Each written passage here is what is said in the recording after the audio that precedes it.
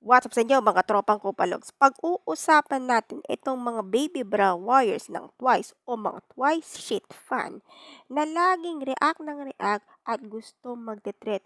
Noong 2019 pa yan, uy! Ina, akala mo kung sino ng mga matatapang some buwan shit ay tinigil dahil sa katoksikan nyo. Tama naman si Luis Fred Jr. Kahit si MG, nagmumukha kayong baby bra. Even ako, since pandemic, tinatawag ko ng burat sa K-pop. Putang ina. Tapos, sinasabi niyo po may death threat ako sa ESGS 2019.